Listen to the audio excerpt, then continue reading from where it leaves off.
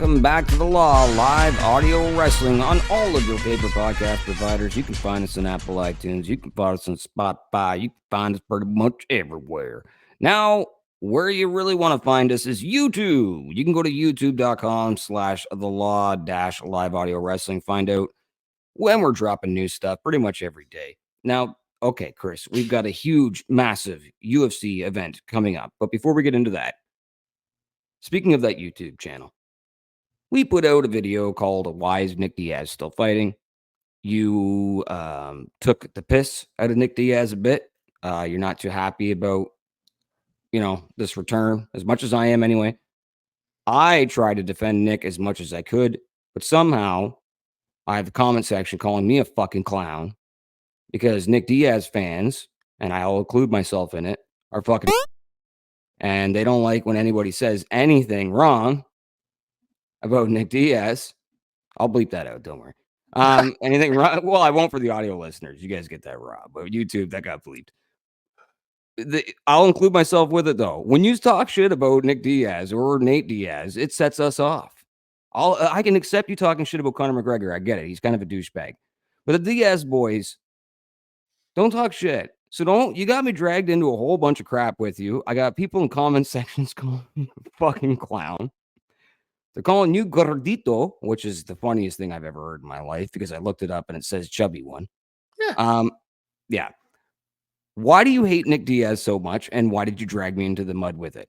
Listen, here's the thing that you have to remember, and I get it. You're a Nick Diaz fan. You're a Diaz guy, right? Just like all of his ride or die posse members, all those people, his crew that show up with him to get into fights with Jorge Masvidal's crew when they're doing pressers, or when they get into fights at Strikeforce when somebody's asking a friend of theirs if they're going to get where's their rematch. Remember that whole thing with Jason I think Miller? that was Elite XC, right? but same shit. Yeah. Same shit, right? What you have to remember is that I've met flat earthers that are smarter than Diaz fans. Hey, dude, stop. All right? Stop. We're not talking about intelligence. We're talking about, and I do genuinely believe this. Intelligence thing, because they're not smart enough to understand that the time is done, bro. The time is not nigh anymore. Can you drop a little bit of the curtain and let these motherfuckers know that you are trolling a bit here? I know your thoughts on Nick. Nick, when the same Nick that fought Frank Shamrock was a next level type of human being. The Nick that fought Gomi, stoned off of his beach and just lit him up and then hit him with a Goga Plata. That Nick at the time was in the argument for pound best fighter in the game. You had Anderson Silva, you had Fedor, you had GSP, you had Nick. Those were the four names that people were throwing around. So why is it now he's getting disrespected so heavy leading into this fight by you, sir? And other people. There's a huge echo chamber saying the same thing, that he's washed up and he's about to get murdered. He quit. He didn't quit. He quit in his last fight. Go back. When's the last time you watched that fight? Sudden? No. 200 doesn't work like that. Okay, in 6 minutes, go back and watch that fight with Robbie. I just watched it last night again. In 6 minutes, he threw 200 punches, 170 of them landed.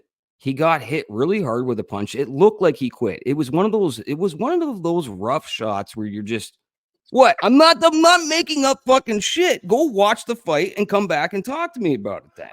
Oh my God. I gave you homework before we did this. About birds. Is gravity a real thing to you? Motherfuckers only remember the last 3 seconds of fights. Does that mean that Diego and Clay Guida didn't put on a banger for the rest of the, 15 minutes? It was only the last minute that people remember? Sure. We're talking about a Nick Diaz, who fought a Robbie Lawler, who hasn't been the same since his fight with Rory McDonald. And he was piecing Robbie up. He's been gun shy since then. Yeah, because Robbie is, dude, the most stand-up target. You might as well be fucking punching Bob, the dummy that comes in every goddamn self-defense class at the YMCA. You're going to get us in so much trouble again this week. It's hard to filter all this horse shit out. My bet.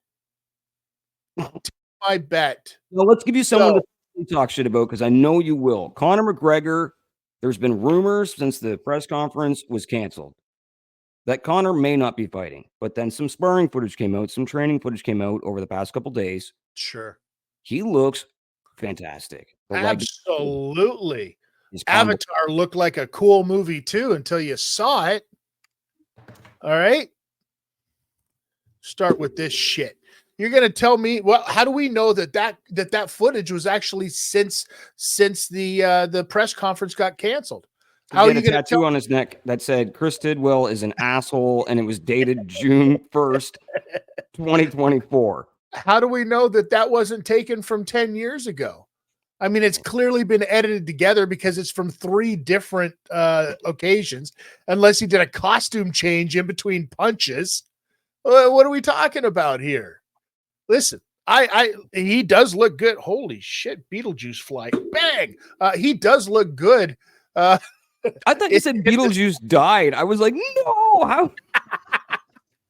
Live on air, I find out Beetlejuice from the Howard Stern show. Wow. We don't know when that footage was taken. There's no timestamp. There's no standing in front of it like a hostage with the newspaper. You know, so in that footage, he looks great. In that footage, Chandler needs to worry. Yeah. In the little mind games with the photo of him in the hospital, you know, with all the hip stuff in behind and him partying and all that shit. Well, you're allowed to party through training camp. You can get away with a couple nights, you know. Listen, I don't buy any of it. I think that he's playing mind games. I think that there's a possibility that none of it's real, because I come from the world of professional wrestling, Bradie, and none of it is fucking real. And if we've learned anything of recent time, you know, that there's probably a little bit of column A, a little bit of column B, because we saw what happened in boxing with Ryan Garcia, right? And how that whole drinking beforehand turned into just this big thing to get into Devin Haney's head. But then we saw the behavior afterwards. And since then, with the drug allegations and how they had to go through all of that. And now he just got arrested recently. Like, so there's clearly some kind of an issue. Are we dealing with that same kind of stuff with a Conor McGregor, where he thinks he's on a different level? He thinks he's head and shoulders above everybody, and he's got all this stuff mastered. But you know what? He may need to check into a facility here pretty soon. Just saying. You think he's a drunk? I mean, how can you not be if you have, you know, your entire outside existence? He's not out there promoting his suits. He's not out there promoting his clothing lines or anything like that. He's out there promoting his booze, his restaurant, and his booze. Which let's not talk anything negative about, because they may be becoming a sponsor. Well, just a little heads up. Listen, I'm not saying recording them right now. I'm not saying anything negative about it. I'm saying, you asked me if I think he's an alcoholic. I think there's a very good chance that he has every reason to be one, because he's around that every single day of his life. Yeah, if you're just taste testing all day long, even if you're not trying to get drunk, you're eventually going to have. Bro, we all saw the Seinfeld episode where, you know, what was it? Lorraine? Is that her name? Did you say Lorraine? You never made me more mad in a recording than you have today. What was her name? Elaine Bennis. Elaine? Lorraine? Elaine Bennis. Same thing. Whatever. That broad. We just lost so many fucking subs. They're like, this motherfucker doesn't know who Elaine Bennis is. Okay, so what were you saying about Lorraine? What was Lorraine doing? Don't you remember the episode where she ended up testing positive for heroin from all of the poppy seeds? What? Oh, yes. Yes. Right, from all of the poppy seed bagel fucking thing? Yes. Okay. Yes. I was like, tested for heroin. What the fuck? You're right. Yeah. So there you go. Was that Seinfeld or was that Friends? Wait, there was a Lorraine and Friends? Oh, there was a fucking Phoebe, and you're acting like her right now. The more you keep talking. Who's that? Why do you watch these stupid ass shows? I knew we should have recorded tomorrow. Okay, so going back to Conor and Michael Chandler, people, that's the only thing people are talking about leading into 303, and justified. I get it, and it's not taking anything away from the other fights. We'll get into the fights the week leading in, but Conor McGregor and Michael Chandler, that fight has been the most anticipated fight in the past 2 years outside of Jones and Stipe. We're finally getting it. What are your Well, predictions? I know you don't want to give full predictions in a crazy because this could go either way. We know it. But what do you actually think is going to happen the second we hear the referee say go? I think that you have a very good chance that this is going to end up like Jose Aldo and Conor McGregor ended up. I think that, Conor is his pinpoint accuracy is absolutely on point. Mhm. There's no doubt about that. And I think that he knows that Michael Chandler is going to try to go after those legs right away.